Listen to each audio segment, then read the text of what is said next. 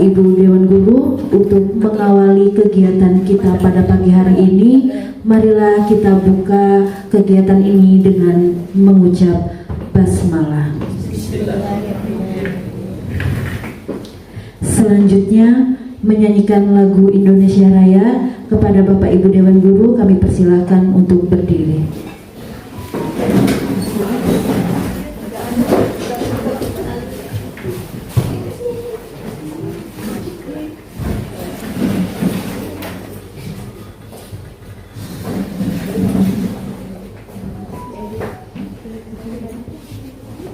Hiduplah Indonesia Raya, Indonesia tanah airku, tanah tumpah darahku.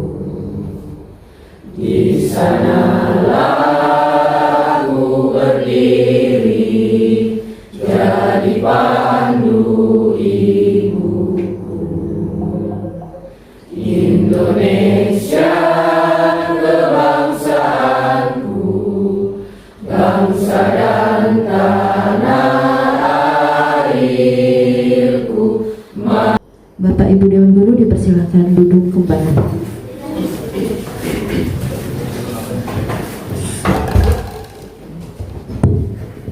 Assalamualaikum warahmatullahi wabarakatuh. Untuk kelancaran dan keberkahan acara kita pada hari ini, kita sama-sama berdoa kepada Allah SWT dengan diawali dengan umur kitab Al-Fatihah. A'udzubillahiminasyaitonirrajim. Bismillahirrahmanirrahim. Alhamdulillahirabbil alamin. Arrahmanirrahim. Maliki yaumiddin. Iyyaka na'budu wa iyyaka nasta'in. Ihdinas siratal mustaqim. Siratal ladzina an'amta 'alaihim ghairil maghdubi 'alaihim. Sambutan yang pertama dari Bapak Kepala SMA Negeri 1 Muara Kaman, sekaligus membuka kegiatan kita pada pagi hari ini dan sekaligus juga menjadi pemateri awal kita tentang penyelarasan visi dan misi. Kepada Bapak Abdul Ghani SPD kami persilahkan.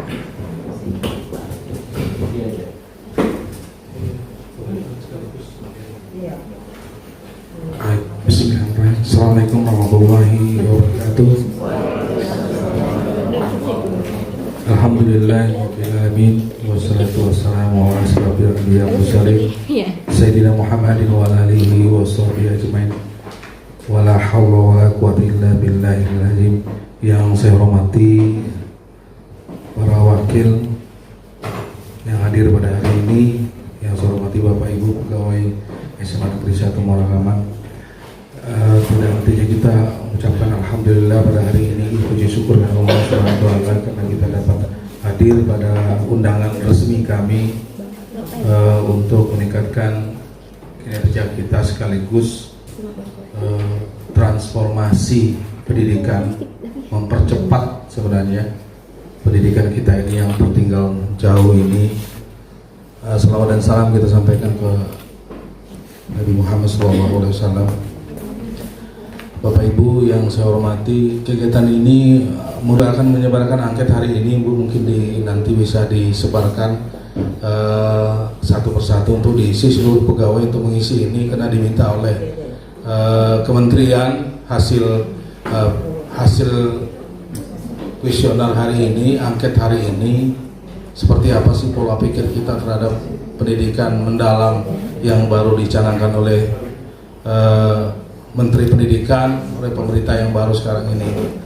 Kalau saya lihat dari pemaparan materi yang kami bahas kemarin itu, dari kementerian ada juga menyampaikan secara, walaupun secara online.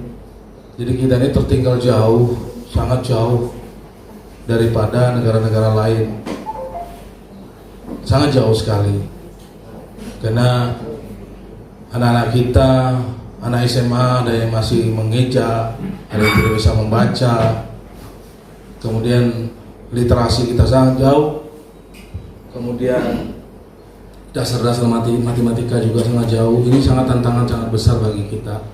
Kemudian SMA Negeri 1 Murakaman salah satu sekolah yang pembiayaannya mandiri dan merupakan sekolah sasaran.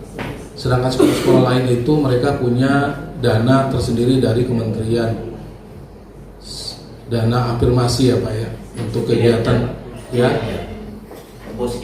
Bos kinerja. Kalau kita tidak ada bos kinerja, maka dibebankanlah kepada biaya bosda dan bosnas untuk kegiatan ini. Jadi sekolah kita menjadi sekolah sasaran. Saya berterima kasih kepada pemerintah dalam hal ini kita diberi tempat walaupun biaya kita sendiri. Tapi begitu saya mengikuti kegiatan tersebut, memang kalau saya lihat sekolah kita belum maksimal untuk mencapai apa yang dicita-citakan oleh Menteri Pendidikan yang sekarang ini. Pembelajaran yang mendalam ini, ya Bapak Ibu mungkin sudah tahu sebagian tentang apa-apa saja yang ada di dalam pembelajaran mendalam ini. Kemudian saya kemarin teken kontrak dengan pemerintah, khususnya pemerintah Provinsi Kalimantan Timur dan Menteri Pendidikan, bagian pembinaan. Ada beberapa program yang saya sampaikan di dalam kegiatan ini. Maka untuk itu pada kesempatan ini, pada tanggal 25 Agustus 1925 hari ini, pelaksanaan kegiatan memperdalam pembelajaran mendalam sekaligus pengibasan kepada Bapak Ibu guru sekaligus bidan misi sekolah saya nyatakan resmi dibuka. Baik Bapak Ibu, akan saya lanjutkan sedikit materi. Jadi program yang saya teken kontrak kemarin ini, karena Pak Andre juga membantu kemarin itu menyusun itu yang banyak itu, saya susun banyak sekali 15 lembar. Ternyata begitu dikirim, saya kirim ke sana, Pak Saiful menyetujui untuk mengirim ke pusat. Ternyata direvisi meminta hanya 3 lembar saja. Makanya keluarlah yang 3 lembar ini, kegiatan ini kemarin luas sekali. Karena dari 5 kegiatan itu, 5 penyelarasan, peningkatan kapasitas guru, kemudian menciptakan lingkungan belajar dan mengoptimalkan teknologi dan digital dalam pembelajaran itu masing-masing kemarin itu. Sehingga ada 5 program. Bilang pusat kalau 5 program tidak akan mampu sekolah untuk melaksanakan itu. Sehingga 1 program saja yang disetujui, penguatan pembelajaran mendalam berbasis kepemimpinan kolaboratif memanfaatkan digital di SMA Negeri 1 Murakaman. Ini yang perlu kita laksanakan dalam transformasi di sekolah kita. Mungkin kita dengan sekolah lain yang didahului ini, akan sekolah lain juga akan menyusul nanti dari kegiatan ini. Maka dalam tempo 3 bulan ini Bapak Ibu, program ini harus jalan, dibuktikan dengan kegiatan-kegiatan termasuk hari ini Bapak Ibu. Hari ini merupakan pembukaan acara tersebut, kegiatan ini selama 3 bulan ke depan. Saya khususnya Bapak Ibu guru juga akan melakukan kegiatan yang berhubungan dengan kinerja mereka sebagai guru, dan saya kinerja saya sebagai kepala sekolah, dan semua guru terlibat dalam kegiatan ini. Karena kita akan berubah, bukan ini kegiatan saya lantas untuk saya saja, bukan Bapak Ibu. Ini merupakan kegiatan sekolah. Saya sudah teken kontrak dalam hal ini, sudah disampaikan dengan kementerian. Pak Saiful sebagai fasilitator, bukan sebagai pembina ya, fasilitator saja dari kementerian yang melakukan ini. Dan alhamdulillah sudah direvisi berkali-kali sehingga dapatlah 3 lembar kegiatan ini. Ada 5 kegiatan yang harus kita laksanakan di sekolah ini selama kurang lebih 3 bulan ini, dan saya terus memantau kepada Bapak Ibu bagian daripada kegiatan ini, khususnya supervisi.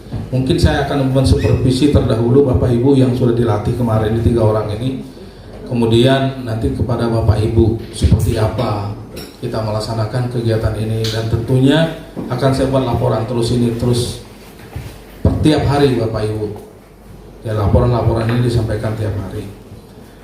Pada kesempatan awal ini mungkin saya menginginkan ada perubahan Bapak Ibu, khususnya visi dan misi kita.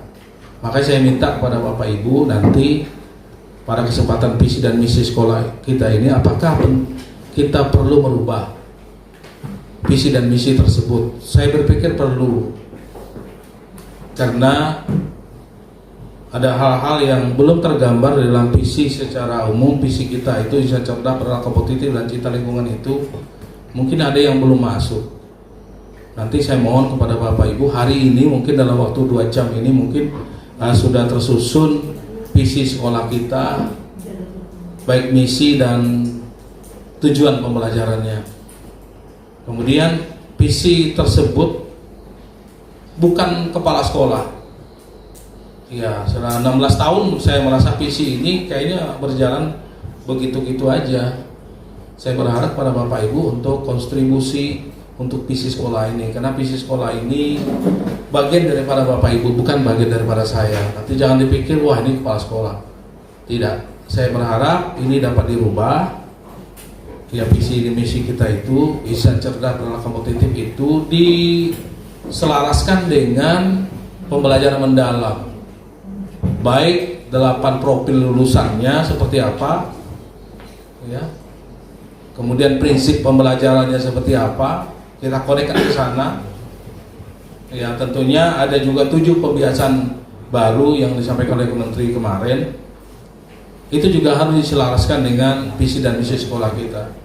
Apakah visi dan misi sekolah kita itu sesuai atau tidak? Saya berharap kepada Bapak Ibu untuk membantu hari ini untuk menuliskan visi dan misi sekolah kita tersebut. Tentunya visi dan misi sekolah kita itu mencerminkan karakteristik sekolah kita.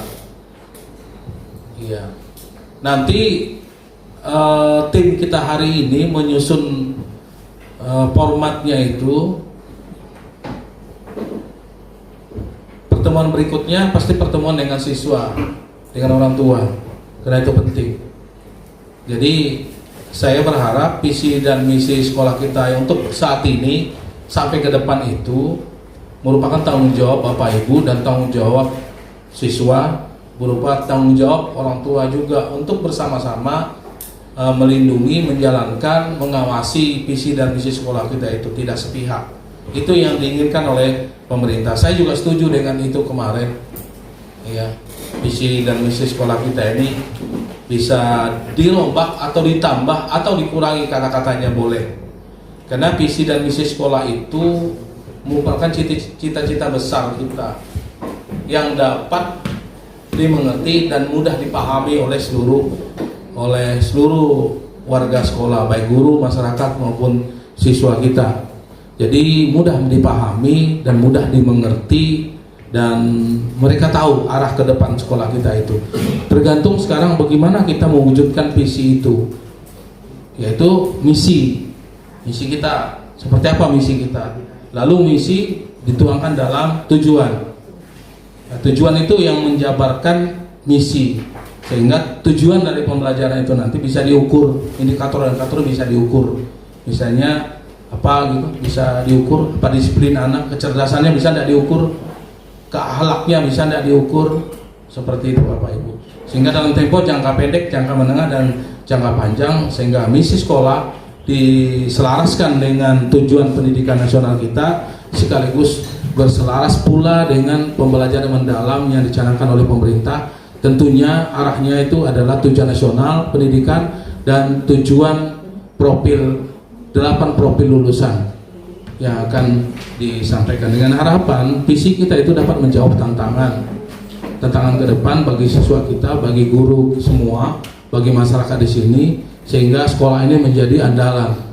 Sekolah ini menjadi pendidikan yang diharapkan oleh masyarakat untuk kemajuan anak-anaknya, sehingga mereka dapat bersaing ke depan. Tujuan, ada beberapa prinsip yang harus kita sebelum menganalisa visi dan misi sekolah tersebut, visi dan misi sekolah kita. Tentunya partisipasi Bapak Ibu itu prinsipnya sangat penting. Tidak boleh visi dan misi tersebut diambil oleh saya dan wakil-wakil saja atau orang-orang tertentu saja yang menentukan visi dan misi itu. Tidak boleh. Sehingga nyawa daripada visi sekolah kita itu semua merasakannya, bahwa itu adalah tujuan besar sekolah ini, siapapun pemimpinnya nanti. Tinggal merubah saja, kalau pemimpin yang baru merubah kemana silakan aja. Saya mungkin sampai 2027 mungkin udah Januari, Maret 2027 sudah selesai, mungkin Januari sudah mengusulkan untuk untuk usul mempercepat pensiunnya. Jadi prinsip partisipasi, kemudian prinsip kepemilikan bersama, itu harus memiliki bersama sekolah ini. Bapak Ibu harus merasa sekolah ini miliknya, milik kita, karena kita di sini lama di sini Bapak Ibu. Kalau sekolah ini kosong, kita tidak dapat gaji di mana, sertifikasi tidak mungkin dapat. Berarti kita, nyawa kita, hidup kita tergantung dari sekolah ini. Jadi sehingga visi tersebut menjadi milik pribadi seolah-olah ya, sehingga kita peduli dengan sekolah ini, apapun di sekolah ini kita peduli. Kemudian prinsip koherensi itu artinya bisa dibuktikan. Kita bisa membuktikan dari visi dan misi kita tersebut agar tujuan itu dapat tercapai. Kemudian prinsip kolaboratif. Jadi Bapak Ibu, setelah kita pembelajaran untuk menuju visi dan misi, kolaboratif itu sangat penting. Artinya kita sangat tergantung pada orang lain dan pihak luar untuk menambah pengetahuan kita, untuk mewujudkan visi dan misi kita. Kita bisa bekerja sama dengan dunia usaha, bisa bekerja sama dengan pemerintah, aparat keamanan, dan seterusnya, dengan masyarakat, komite, kantin sekolah. Itu juga sangat penting kolaborasi itu untuk mencapai tujuan visi dan misi kita. Kemudian prinsip transparan dan akuntabilitas. Ya, akuntabilitas. Transparan artinya kita dalam menyusun visi tersebut terbuka, apa adanya. Apa yang diinginkan oleh sekolah ini ke depan, terbuka dengan masyarakat, dengan guru, dengan siswa, agar sekolah ini dapat berjalan dengan baik. Karena tujuan sekolah visi dan misi itu milik semua orang, milik semua masyarakat, termasuk kita yang berada di sini ujung tombaknya, pegawainya, gurunya. Kita selaras untuk menuju itu. Dan kita coba dulu Indonesia. Oke, tepuk tangan untuk kita semua. Tepuk yang 1, 2, 3 berarti ya. 1 adalah tepuk 1, 2 adalah 2 kali, yang ketiga adalah shh. Iya, oke. Tepuk 1, tepuk 2, tepuk 3. Bisa sendiri, ya benar ya? Ya. Jenis pola pikir itu ada growth mindset dan fixed mindset. Kalau go fixed ya, iya Pak bacanya. Fix, iya Bayu. Saya ini belum lulus TOEFL, Pak Andika udah lulus TOEFL ini. Fix ya, fixed mindset. Kalau growth mindset itu keyakinan bahwa kecerdasan dan keterampilan bisa dikembangkan lewat belajar dan berusaha. Kalau fixed mindset itu adalah keyakinan bahwa kecerdasan dan keterampilan bersifat tetap dan tidak banyak bisa diubah. Seperti angket tadi Bapak Ibu. Angket tadi kalau Bapak Ibu isi setuju dan sangat tidak setuju sesuai keadaannya ya Bapak Ibu ya. Anda mau berubah tidak? Iya. Karena pikirannya juga harus berubah. Ini berkaitan dengan angket tadi. Iya.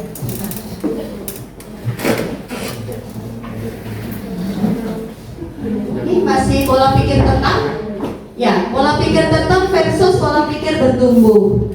Kalau pola pikir tetap itu menghindar.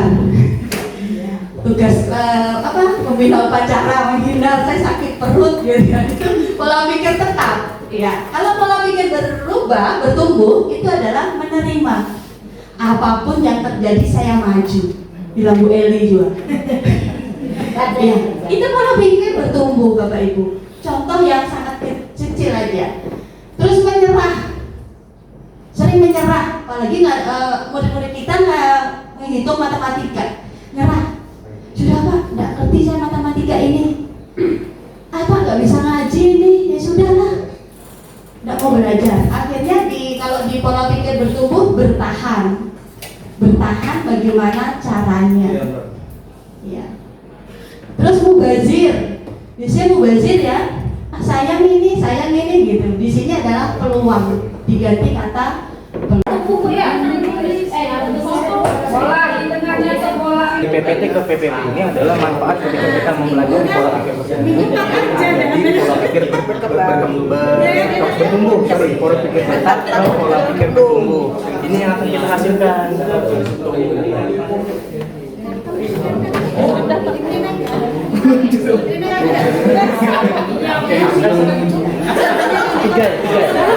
Tiga dari ujung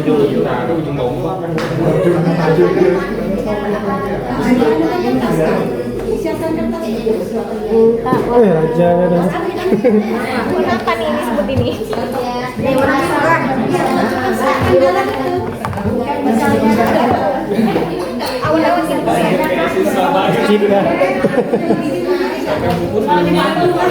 Petir. Pertanian Amran. Jadi banyak. Lagi bu kita bu.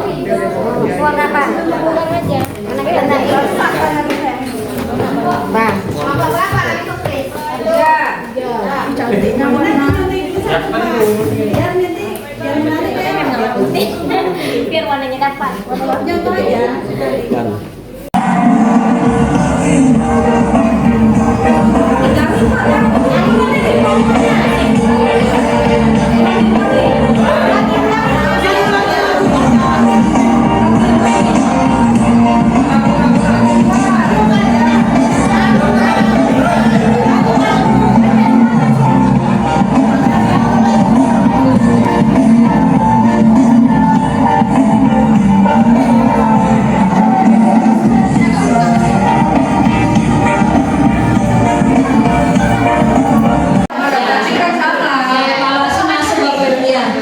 Jadi asesmen adalah penilaian atau asesmen adalah proses pengumpulan dan pengolahan informasi untuk mengetahui kebutuhan belajar dan capaian perkembangan atau hasil. Betul-betul melakukan setiap pembelajaran itu dengan baik itu dalam sikap atau keterampilan, sikap dan keterampilan.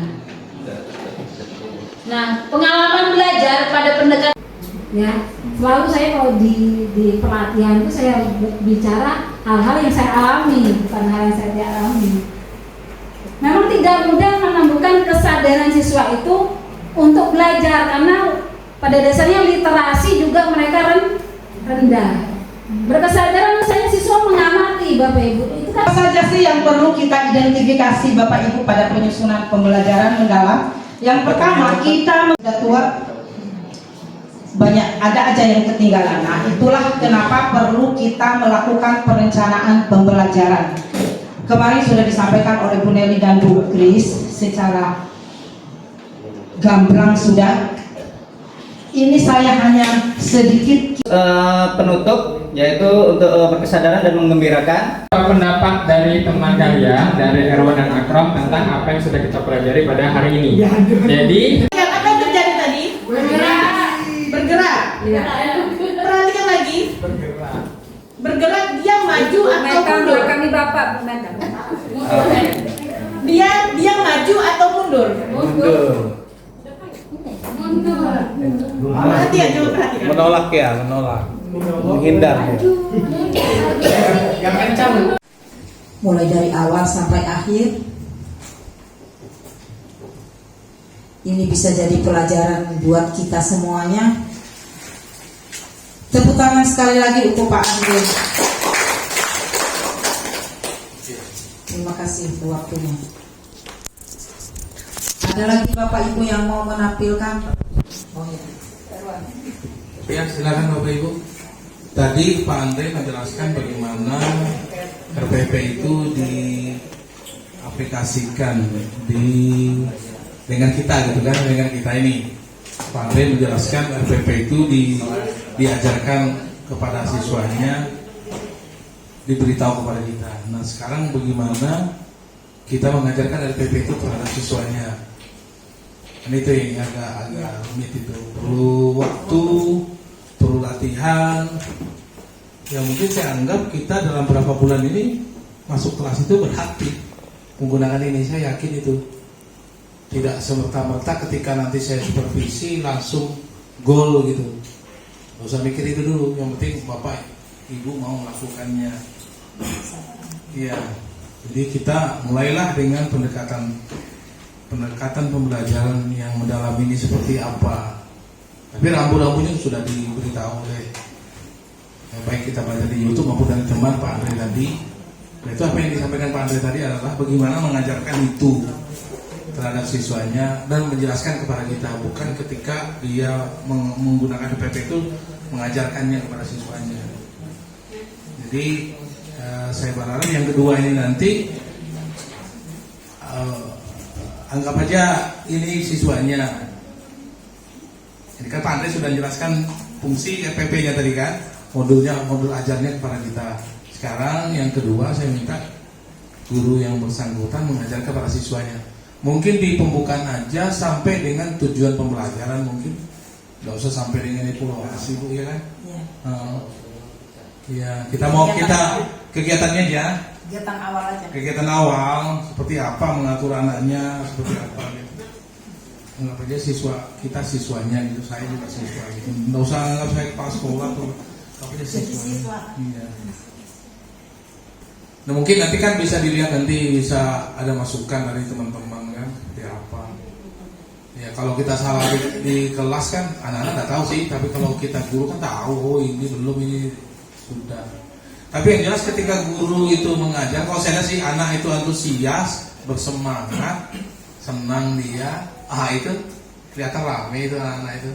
Rame dalam kelasnya, sering rame itu Pak Andre sih memang rame sekali. Ya antusias anak-anaknya, semangat gitu. Karena kuncinya pembelajaran sekarang itu kan tidak ada tekanan sebenarnya. Mereka dengan sadar sendiri mau belajar sendiri, mau melakukannya, mau mengucapkannya, mau merepresentasi, mau komunikasikannya. Kebanyakan saya lihat itu anak-anak tidak mau komunikasi, hanya anak tertentu ya Bu di kelas itu. Hanya anak tertentu saja.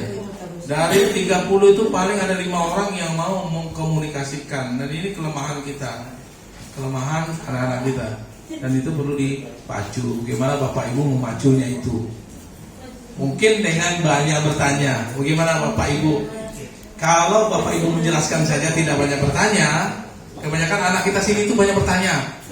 Coba ya sudah ngajar. Coba kalau Bapak tidak ada bertanya, mereka ngantuk itu. Tanya yang berhubungan dengan materi yang disampaikan. Tanya yang berhubungan dengan materi yang disampaikan. Tanya apa yang pengalamannya dia, apa yang pernah dia lihat, apa yang dia pernah rekam, apa yang dia pernah baca berhubungan dengan materi ini. Mungkin akan timbul itu antusias belajar. Memang benar komunikasi Bapak Ibu sangat penting dalam proses pembelajaran. Kalau komunikasi kita tidak lancar dalam pengajaran anak ini, apapun materinya sulit dipahami oleh anak. Tapi kalau kita komunikasinya lancar Bapak Ibu, insya Allah. Makanya saya berharap kepada Bapak Ibu banyak bertanya. Banyak bertanya, tapi bukan jawaban sebenarnya, tapi solusi. Pertanyaan itu bukan sebutkan, jangan. Itu bukan memantik otak itu, sebutkan itu repot itu, anak-anak banyak tidak mau jawab.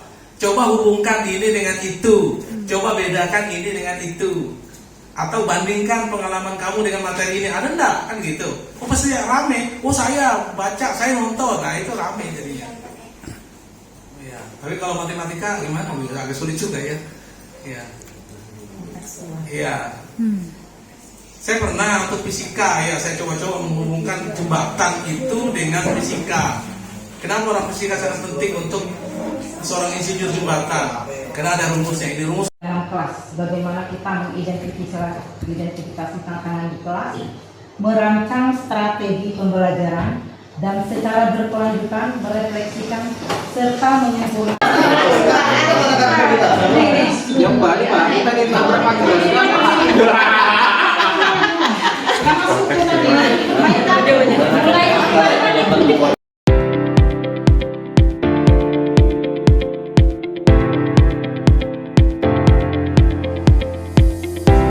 في الجسد وزيرة في العلم وبركة في الرزق وتوبة قبل الموت ورحمة عند الموت ومغفرة بعد الموت. اللهم احوِّن علينا بسكرة الموت والنجاة من النار والأفعال الحساب. ربنا لا تزغ قلوبنا بعد إذ هديتنا وهب لنا من لدنك رحمة إنك أنت الوهاب. Rabbana atina fid dunya